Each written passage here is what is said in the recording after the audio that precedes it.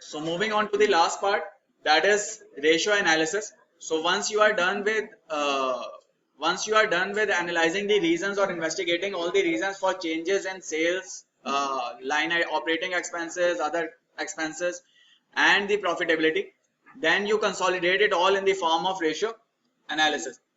So when you perform ratio analysis, you will perform ratio analysis with respect to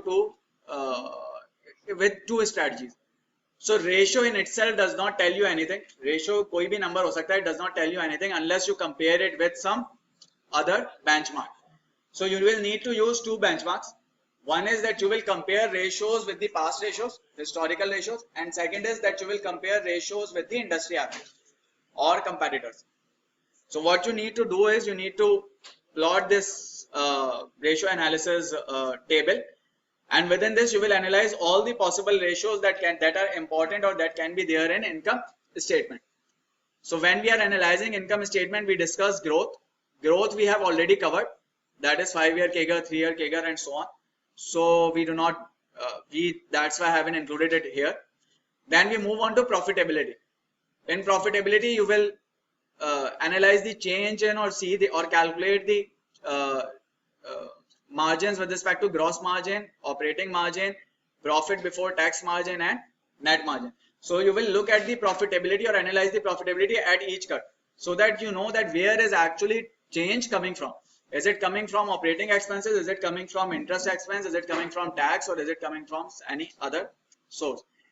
And that will only be possible if you plot all these margins. So if I look into this graph, I can easily analyze that gross margin is decreasing.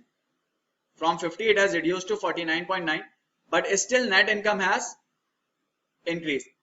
That means the company's cost of goods sold declined, but still company was able to increase net income. How? By maybe cutting down its operating expenses, or maybe by cutting down the interest expense. So if I look into operating margin, 0.1% of impact is coming in from operating margin. That again is a decline. So that means that company's operating expenses even increase. That is, even operating margin did not contribute to net margin. And then if I look at the profit before tax margin, it increased. And the line items between operating margin and profit before tax margin key line item is interest expense. So that means overall company's profitability has declined, but company has been able to support its bottom line by reduction in interest expense. And obviously that is not sustainable, because going forward, if company needs to expand, then it will need to borrow money and interest expense can go up. Or going forward, maybe there is certain limit to which interest expense can be reduced. After that, it will not be able to pay off more loan. So that means this increase is not sustainable.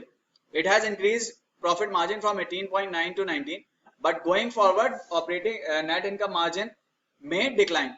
Why? Because the benefit is primarily coming from interest expense, and that is not sustainable. If benefit is coming from gross margin, or if benefit is coming from operating margin, that might be more sustainable. So you need to know the change in profitability. Again, you will need to compare it with industry as well. So if I look into it, company's gross margin is 49.9 and industry average is 47. If there is any specific reasons to that, then it is fine. For example, maybe company size is very large. That is why company is able to benefit from economies of scale, and it is able to buy raw material at lower prices or have more negotiating power with customers. If there are any reasons, then it is fine. If there are no reasons to it, then you can expect that maybe in future company's gross margin may fall to reach the industry's gross margin, as it has already declined over the past. So maybe in next 10 years or 5 years, it may decline further to reach the industry's gross margin. So comparison with industry is also very important. Maybe it keeps on increasing, or maybe it remains be higher, but then there needs to be a reason for it. So as long as there is a reason, that is fine. If there is no reason, that means there is a possibility that in future margins may contract. On operating margin side, industry average is 31%, but company's margin is 29.9%. Despite having a higher gross margin, its operating margin is lower. What does it mean? It means operating expenses are significantly higher compared to the industry. So operating expenses are significantly higher compared to industry. क्योंकि इधर 2.9% का positive impact है, but still here it has 1.1% of negative impact. That means कोई 4.1% का difference है in operating expenses, which is controllable. Why? Because operating expenses would include selling, general, administrative and expenses and salaries and depreciation expense. So then again you will compare which line items are actually different. So maybe salaries are different. So then you will analyze whether the company will be able to lay off workers or reduce the workforce size in future or not. If you think that company is overstaffed, then there are chances that company can unlock value by reducing the number of employees. So again, only comparisons would tell it. So there is a chance that company may be able to increase its operating margin in future by adopting the policies that its or strategies that its competitors have adopted. Maybe by laying down the workers, or maybe by using some other depreciation methods, or maybe by reducing its selling expenses or administrative expenses. So again, only comparison will tell you that what is the future of the margins. On net margin, you will need to see two factors, that is interest expense and tax, or if there are any other items within in between operating margin and net margin. And from this you will then find out, next question to answer is that what will be the company's investment needs in future. If company would need to borrow money in future or would need to borrow loan in future, then that is a problem. That means interest expense will increase, and so far interest expense has been the savior of the company. So अगर future में company expand करती है और interest expense बढ़ता है, so these benefits from interest expense will reduce, and so यही एक savior था net margin का, and net margin will also reduce. So in order for you to predict future, you should be very clear about what is happening or what is causing the change in any number on the financial statement. Only then will you be able to forecast 2018 onwards, 18, 19, 20 and so on. Unless you know the reasons, you will not be able to forecast future. So that's why diving deep into the investigation and analysis is important, and diving deep into investigating the reasons is important, because without that you cannot predict the future. Expense ratios. Within expense key, you have operating expenses. Within this operating expenses, one of the major components is SG&A, and this again is very much controllable. So if there is a company which has very high SG&A percentage compared to competitors, then this means there is a room for improvement. There is a room for supporting operating margins by reducing the SG&A. If there is a company which already has very low SG&A compared to industry, then that means there is a chance of increase in SG&A in future.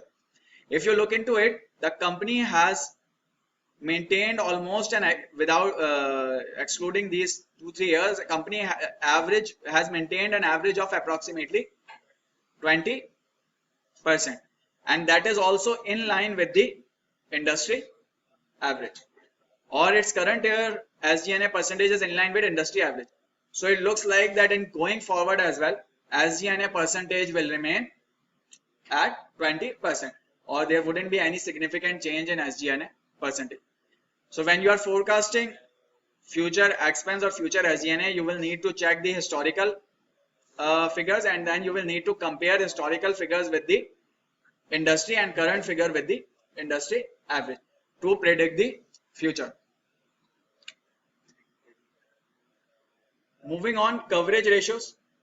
Coverage ratio is not very much important with respect to equity analysis, but it is very important with respect to credit analysis.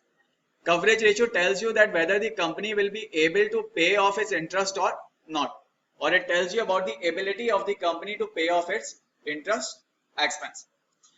So interest coverage ratio tells you the company's ability to pay off its expense, interest expense. So what would it be?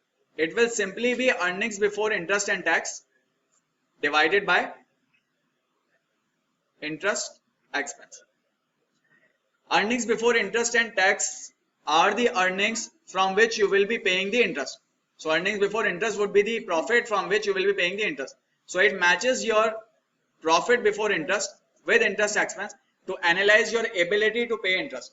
If it is very high, that means company is in a position to borrow more loan and company is in a position to bear more risk. If it is low or if it has declined significantly, then that is a problem.